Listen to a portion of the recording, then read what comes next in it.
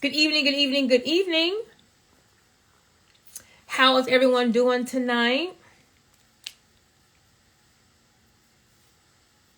You know when your hair needs to be washed and it just won't do what it needs to do? But tonight I have another special guest, Miss India. We're going to talk about we're going to talk about some things that what we need to do to get our businesses ready for funding, what the banks are going to be looking for. We're going to be talking about what we need as far as grant funding. If we need to get some startup money to help our business. So tonight is gonna be about funding. Okay. So first of all, we gotta of course have our LLC, EIN, business bank account. We got to have our digital footprint, right? So when we're talking about funding, I'll say there's different types of funding. One type is going to be business grants, okay? So business grants will be, let me see if India asked to join yet. Not yet, okay. Business grants will be the simplest way of getting funding, okay? They are not going to require tax returns. They don't require your business to be in existence for a certain amount of time. They're not going to ask for a profit and loss statement. They're not based on credit. They're really startup friendly. All you really have to do is fill out an application online. You're going to answer some questions. Why do you need the money? How is your business unique?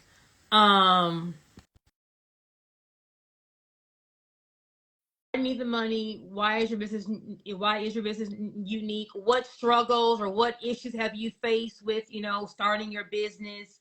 And most of the applications are going to be online. They are really simple to fill out. And so those are business grants. Okay, there's no limit to how many you can apply for. I have a grant bundle on my website. If you're interested, just type in grants in the comments and a link will be sent to you. If your page is private, DM me, but that's business grants, okay? When it comes to business funding, as far as walking to the bank and getting money from the bank, we got to do a couple more things, right? But before I go into what we got to do to, walk into the bank, let me introduce my guest, Miss India. How are you doing tonight, Miss India? I'm wonderful. Hi, Miss Joy. Thank you so much for having me. No problem. So I was first telling them about business grants and how simple they are. I also tell entrepreneurs, apply for 5 to 10 grants a month. There's no limit to how many you can apply for. And that will be a great way of increasing your funding, but you don't have to pay the money back. So you have a new business, you have a startup business, you don't know how your cash flow is going to be. You may not want to go max out those credit cards, go get a loan and have that monthly note. You may want to use grants to kind of get your business up and going. And then once okay, this is my sweet spot, and now I want to just kind of scale it. Now we're ready to go to the bank to get funding. So tell us a little bit about what you do and what businesses need to have for funding. For sure. So, good evening, everyone. Hello, everyone. My name is India Chanel, and I am a private equity consultant. We help businesses find the money, place the money, and help the money grow.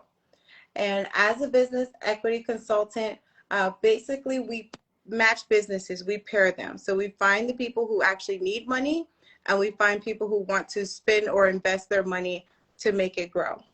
So together, Okay. It's a mutually beneficial relationship. So I have my LLC and my EIN and my business bank account. What else do I need before I'm able to go and get funding from a bank Great or question. from a bank or an equity partner? Ah, great question. So I'll answer for both. For a bank is going to ask you for all of your information. They want to know who you are, who you were, where you're going, and what you want to do with the money that they're going to invest or to lend you. Okay. So first, the bank wants to know who you are.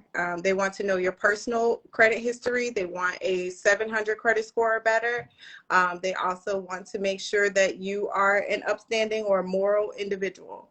If you had a sketchy background or something like that, just show that you're doing better in life and you're contributing to society now, just like the last live was showing.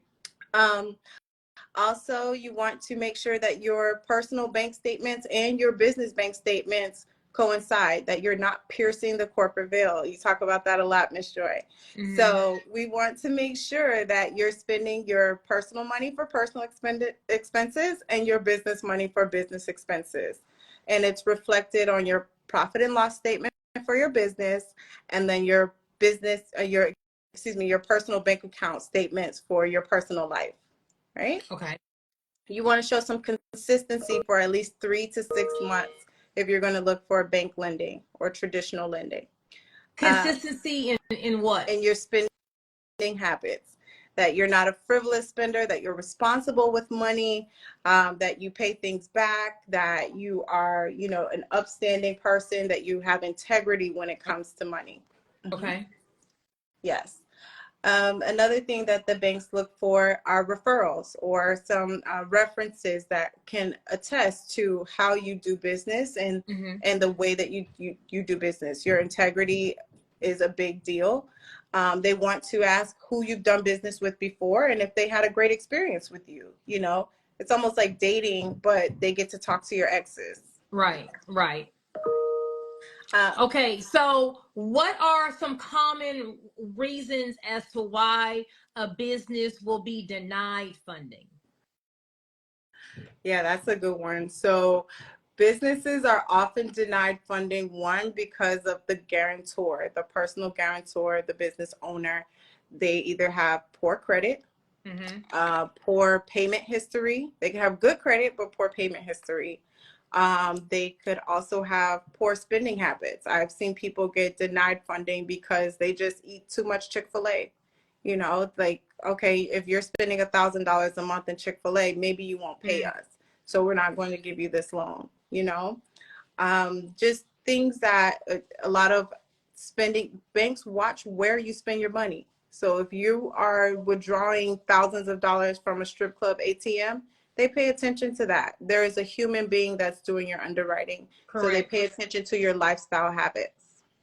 And then the person who is in underwriting, their job is to connect the bank or the lender with viable candidates, right? So if they pick a business and the business ends up not producing or defaulting on that loan, that falls back on them. It doesn't make them look good. Okay, so they're going to be going through these requirements with a fine-tooth comb. That is why I always say you should have 4 bank accounts. You're going to have one as an income account where all your money is going to come in and just wire transfers out to the other accounts. The second account will be your expense account where you're swiping that check card, writing the checks. The third account will be for payroll if you have employees. And the fourth account will be for tax/savings. So when you give your bank the bank statement, they're getting the income account. All they're going to see is the money coming in and wire transfers out. They're not seeing where you're swiping your card. Now, they may ask you, well, let me see the bank account to where this is going to. But if the first one is nice and clean and we're showing income coming in, whatever is that remaining balance is healthy enough to justify the loan, they don't really need to see all where you're spending your money. But you got to understand when you're talking about walking to a financial institution, when you're talking about getting any kind of money from an equity partner, a hard money loan, a bank, whatever, they're going to be going through your bank statement with a fine-tooth comb. We don't need to have any negative balances in the last 120 days. Period. Your balance can never have a negative. Okay. So besides why does the personal guarantor have to have good credit? Because that's the person who really represents the business. Like, you are your brand. So the banks are looking at that. Personal private equity consultants have to do the underwriting before we send the file over to banks and equity partners. So it's our job to vet somebody. Like, we literally have to date our clients, get to know them, get their habits, their personal life before we even say, hey, would you consider doing business with this person or investing in this business? Right. Another thing about the bank statements is, especially for my cash heavy business owners, you gotta make sure that the money hits the bank, right? A lot of times we think we're gonna have this mattress money, or I don't want people on my business, but your bank statement is going to be the resume for your business. So if you do hair, you're a barber, you do lashes, you do massage, you do nails, and people pay you in cash. And then let's just say I do hair and I made $1,000 today doing hair. On my way home, I'm gonna go by Walmart, get some groceries. I'll pull that $1,000 out and I've used some of that money to pay for my groceries. Well, my business didn't get credit for it. So I'm making more money than what my bank statement is showing. Now I want to get maybe a company car. I want to own the building that my hair salon's in. And they're going to ask for the bank statements. But I'm on the application, I'm saying I make X amount of money a month, but my bank statements don't show it. And then I'm in there talking about, well, see, I got Cash App and I got some cash. And now we're not looking like we are a real CEO. We're not looking like we're about our business. When someone is looking to see, are you qualified for funding, either you have your stuff together or you don't. So they're going to look at it. If you don't even have all the cash hitting the bank, if you're getting paid Cash App and Venmo, if you got cash sitting at home, all of this makes you look unreliable. It makes you look sketchy. It makes you look like you're all over the place. So no, I don't want to loan you my money because I don't think I'm going to get it back. Okay. So we need to look as fiscally responsible as possible. So we got to have all the money hitting the bank, especially 90 to 120 days before we're going to funding. All that money needs to be hitting the bank consistently. What are other reasons why businesses don't get funding? Well, what you just said, playing with the cash too much. It's like monopoly money. So if the money's disappearing, that's what the bank is going to think that you're going to do with their money. It's not being fiscally responsible, just as you said. It's high risk. And when you get to high risk, you get into a rate class of like a C class rating. You don't want to be, you're automatically denied. If you get to a C class rating, if your points, basically in underwriting, you're getting points. So the better your high score is, it's just like high school. If you get a 90 to 100, you're getting the loan. If you're getting to an 80 to an 89, there's some sketchiness there. You may have to have a down payment. But if you're in the 70 percentile range of getting your underwriting approved, they're probably not going to approve you. And this literally happened to a client of mine not too long ago. They were asking for a $2 million loan to purchase some land. And he has receipts for his business. He has another business. He has receipts, and he's just waiting for some other money to become available. But in the meantime, while he was waiting for that money to become available, he was cash heavy. And, as he was working odd jobs and getting compensated in cash, he did not make.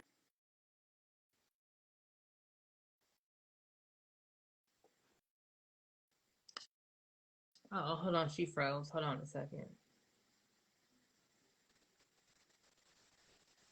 Is she frozen or am I frozen?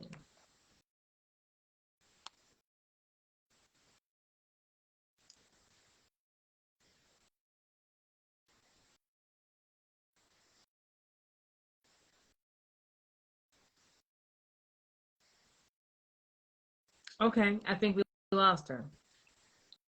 We lost India mid sentence. Okay, so I'll wait until she comes back on. Okay, so since she was talking about cash, I know it's hard, right? I know it's hard. You get paid cash. Who has time to go to the bank? I'm busy.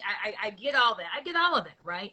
But what you're doing is you're just shooting yourself in the foot, because one day you're going to want to go to get financing. You're going to want to go and get a loan. When it comes to establishing business credit, which is separate from getting finance based on the personal, that's why she was saying, they want to look at you as a person. It's easier to get funding if you're the personal guarantor, because you will already have your FICO score, your proof of income, all that good stuff. For your business to get funding strictly in the business EIN or DUNS number, you have to now go and build out a business credit profile, which to get to the bank is going to take you, I would say, about 9 months to a year to actually get to the bank. Okay, so when we're talking about business funding with a personal guarantor, that's saying I have an LLC and I'm going to let the LLC use my social, use my credit history, use my proof of income. Here she comes to get approved for this loan. If you want the business to stand strictly on the business and not bring you into it, you're going to have to establish business credit, and that's a whole nother process. Okay. Hey, girl, you back? Hi. Hey, girl. Sorry about that. My phone overheated. Okay. So you stopped at, I forgot where you stopped at. That's how I have my ADD. You were talking about, what were you saying? I was talking about cash. Thank you, Deposit the cash. Okay. At the end of the day, deposit the cash. That's it. Keep your receipts. Make those journal entries on QuickBooks. Make those deposits and make sure that you reconcile for the cash. So whether you want to have a deposit day, so on Friday's your deposit day, you would just keep your money in a shoebox all throughout the week, and then on Friday you go deposit that money. If you want to go every day, like, you know, whatever fits your schedule, but whatever the business brings in, it has to hit the bank. Now, the second it hits the bank, if you want to, you know, move it to your personal account, handle your stuff, do you, but it has to hit the bank.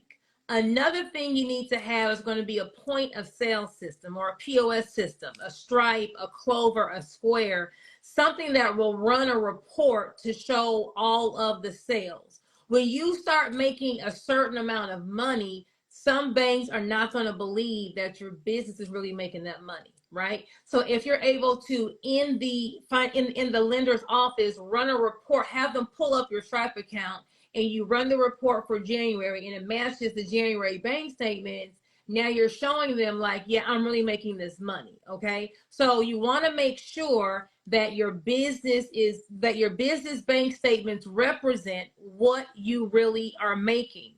And a lot of times, you know, no one's teaching this. We don't know this, you know, it's just $100, but $100, you know, every week, let's just do the math. $100 every week that you don't put in the bank is $400 times 12 months. That's $4,800. Baby, did we lose her again? That's $4,800 that your business has not gotten qualified for. Okay. I know during COVID, a lot of businesses were not able to get an EIDL loan, were not able to get any kind of relief because they could not show how much money that they were making. Okay. So when we're in these business streets, your business bank statement is your resume. No one's supposed to, when we go into this bank, we cannot be saying, look, on my Cash App, and then over here is my Venmo, and then at home, now you looking janky, right? You looking like, oh, but they don't have their stuff together. Okay, so when we're walking into the bank, we're walking into a financial institution, you got to walk in there with your stuff prepared. That's why I say having 4 bank statements, right? That income account, there is no credit card, there's no check card, there's no checks linked to it. All the money goes in that income account. And then you can ACH it, wire it, transfer over to the other accounts. So when you're giving the institution your bank statement, is nice and clean. It's just income coming in from cash deposits. It's going to be income coming in from your credit card processor to making those deposits, and then just wire transfers. Now, you heard her say they are looking to see where you're spending your money, right? They're looking at all of these things, trying to judge you, trying to see, do they feel comfortable, you know, with them giving the money.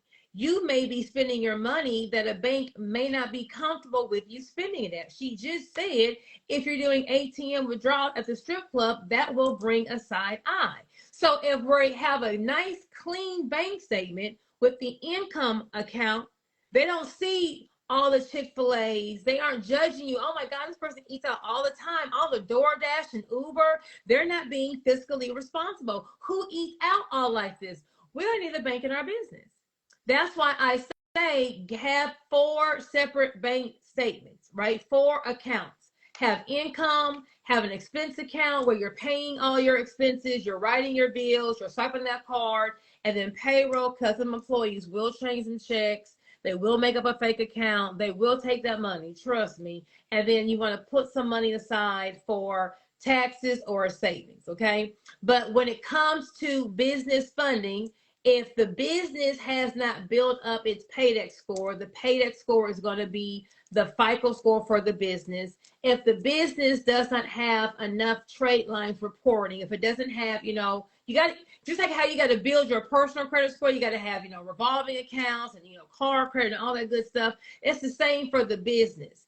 Anyone who thinks you're about to go form an LLC on Monday and walk into the bank on Tuesday and not put your social on the application, baby, go ahead and show me the purple unicorn that's, carrying the lucky leprechaun holding the 4-leaf clover. It doesn't exist. Okay. So all this business funding, get $30,000, get $50,000, get $100,000 tomorrow. You can, as long as you are going to carry the business with your personal social security. But even with carrying the business, they're still going to be looking to see what is the business income. Can you afford the debt? Can you have enough money at the end of the month to pay the payment? With these bank statements, we can't be having a zero balance at the end of the month.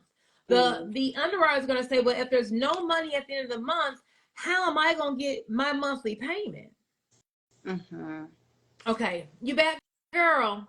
Girl, I'm back. I'm sorry, everybody. They calling me out. That's just Satan hating on all this knowledge, girl. That's it. That's just Satan hating on all the knowledge. So yes, Miss Joy, I agree with you, and you're absolutely right. Banks are scrutinizing everything that we do. Therefore, the other option is private equity. It is, you coming with value and showing your value, showing your intellectual property. Everybody who follows Miss Joy, Miss Joy is looking out for you to protect you, to make sure that what you have to offer, you protect it for the world. And these people are paying for it. So Thank you, love. I did equity. put my phone. Private equity means that they have to give away part of their business. Yes. Okay. So, like you share with us, when you set up your business the right way, you have stock certificates or you have shares in your business. And yes, you will have to share part of that business.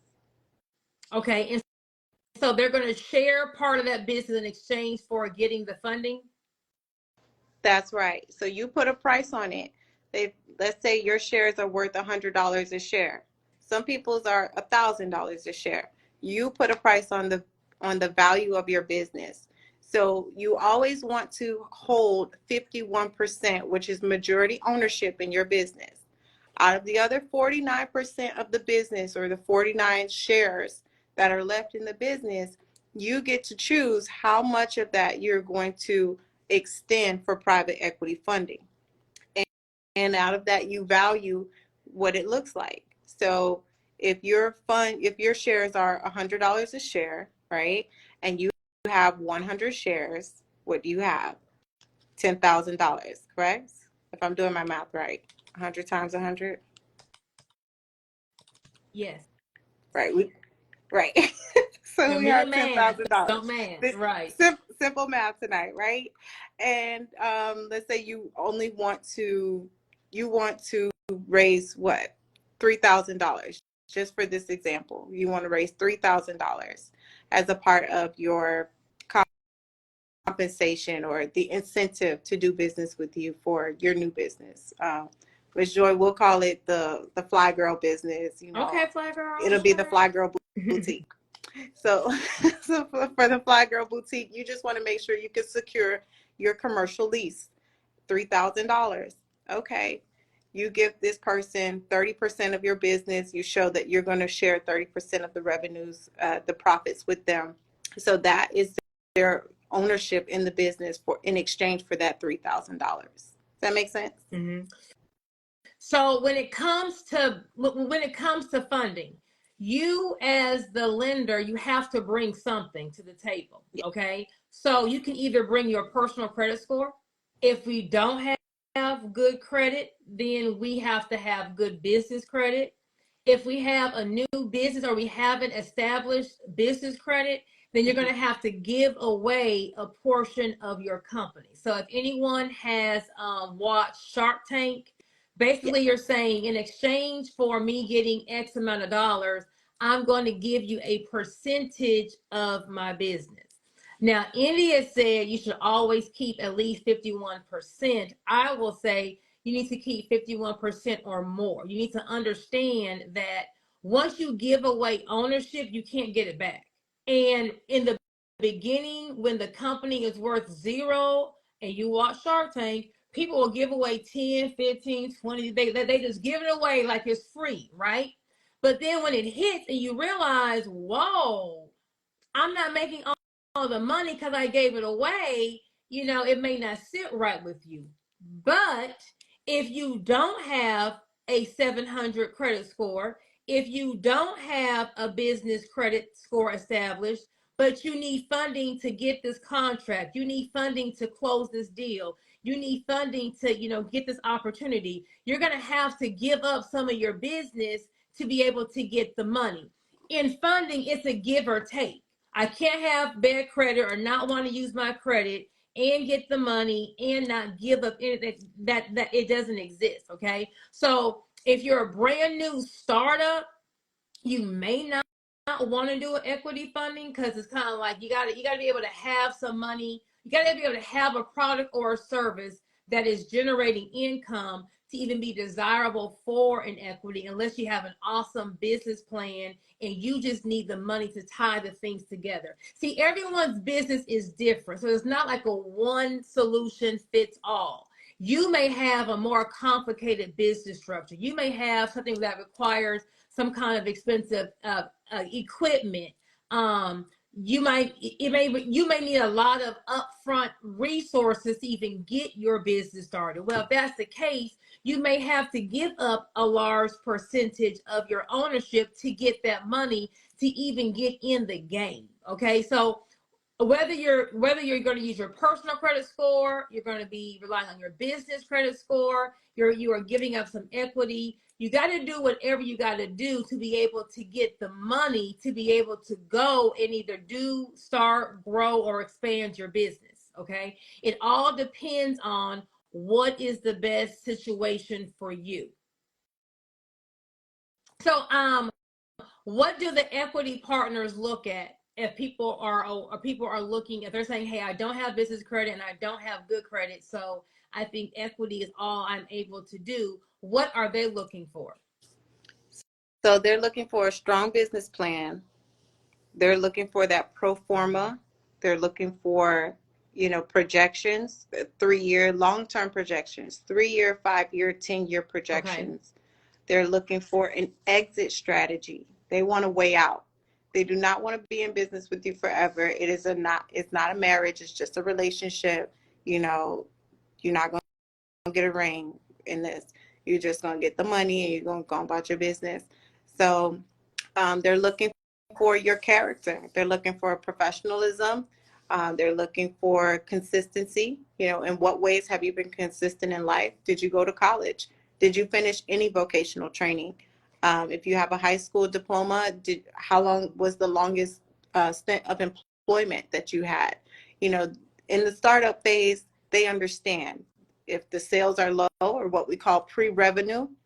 Pre-revenue is one of those things where they really just gotta like you, or you have some form of collateral, like you own a home, or your parents own a home and are willing to, mortgage their home to help you to create value or collateral for your business. There are just so many different ways depending on the lender. Like you said, it's not one size fits all. It's what fits Correct. the relationship.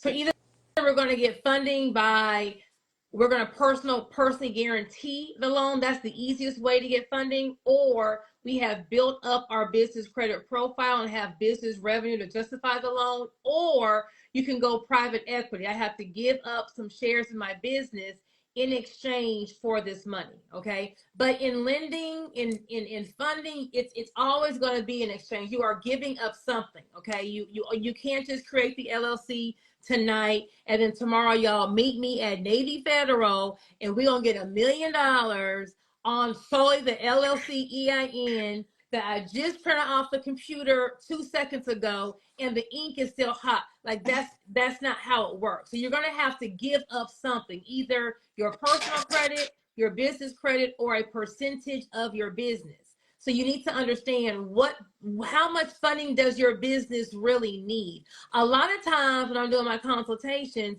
people just think I need funding. I need funding. I need it. Baby, a lot of times you don't need funding for what you're trying to start, right? If you don't need any kind of expensive equipment, inventory, if you're just trying to master P it, make whatever you have right now shake. Get you some sales, okay? Because it's easier to go and get funding in either of these capacities if your business is making revenue, if you have clients that are paying you money. If you can say, hey, I made $1,000 last month, I made $5,000 last month, that at least shows them that people want your product or service. It's a little harder to ask for $100,000 line of credit and you don't have a sale. Well, baby, how do we even know that people will want what you're selling?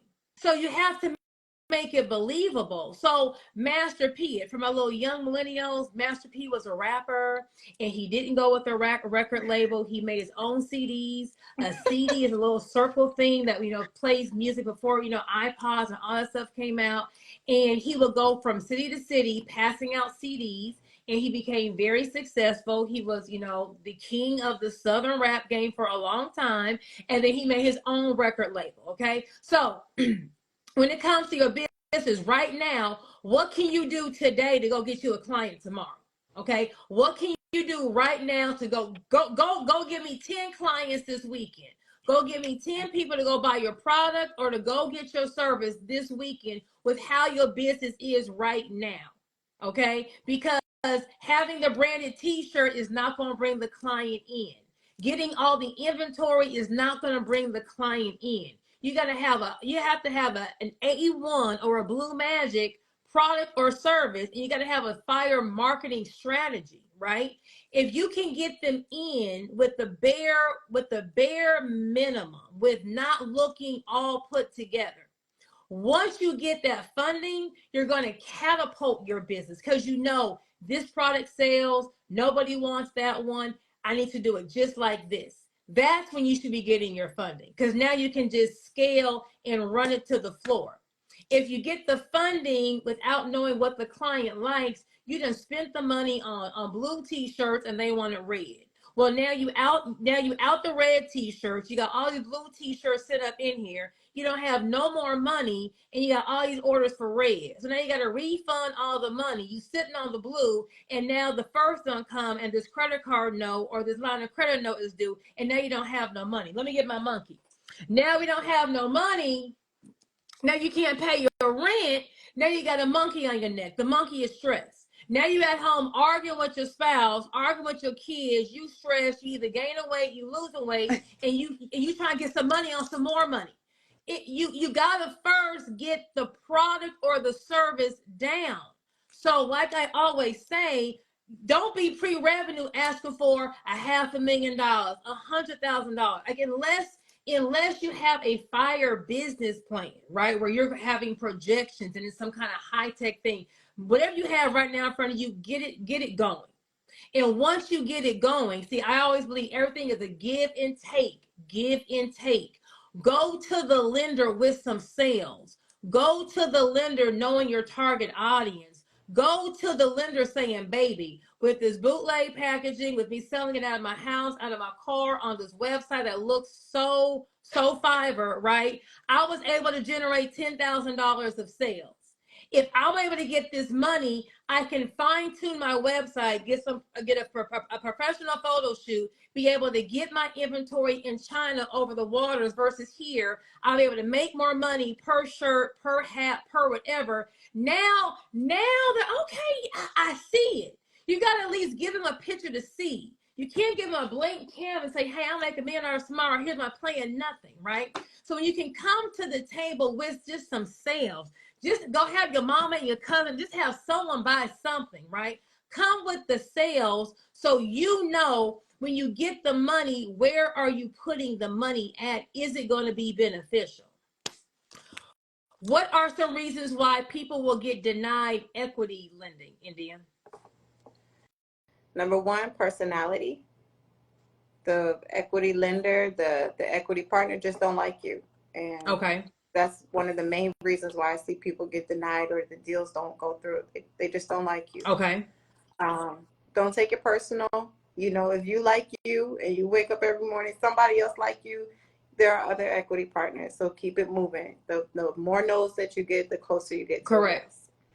The other thing would be market research. If the market research during the due diligence period of private equity is usually 30 to 90 days. And during that due diligence period where they're deciding whether or not they really want to invest in this idea or this business, they do market research. And if the market research is not matching your pro forma or the data that you're projecting for sales, it's probably going to be a no. You know, it's like Randy would say on American Idol, it's a no for me, dog. Like, that's usually what they would come back as. It's a no for me, dog. Numbers not numbering. Your previous work experience. If you had 20 jobs and you were only 24 years old, they're going to say, no, you're a flight risk, you know, most likely not. And then they also look at the GDP, so the global performance, right? So they're looking at what is this product or service really doing on a global level? How will it perform as compared to other businesses or opportunities, and what market share will I have? So if the market share is over 0.5%, most likely you will get funded. But if the market share is below 0.5% for private equity, it's probably going to be a no. Can you explain to them what a market share is? Oh, absolutely. So let's say you're selling blue t-shirts, right? We do research on all the blue t-shirts that's been sold in the whole wide world. And let's say there's been 1 billion blue t-shirts sold. So they want to make sure that you can sell the volume of 0.5% of 1 billion in order to justify the investment for this business. Okay. So global market share is how much of a volume this product or service is actually generating on a worldwide basis. So the more saturated that the industry is, the less likely that they're going to want to fund the business. Correct. They're going to want to know what sets you apart. So if you're selling blue t-shirts, if you're selling blue t-shirts, who cares, right? There are so many vendors out there. What makes you different?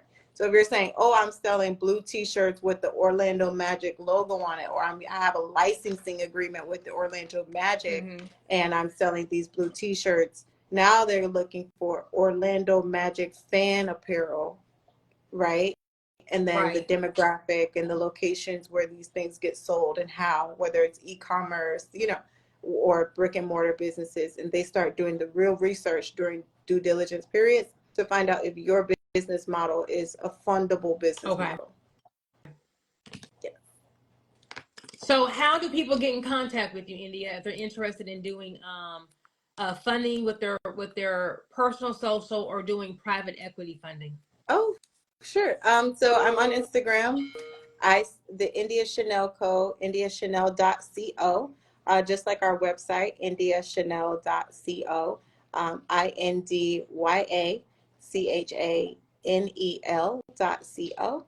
On our Instagram page, we have a link tree where you can connect with me, connect with the job form. Just do a little bit of information, basic information, and I'll get in touch with you personally.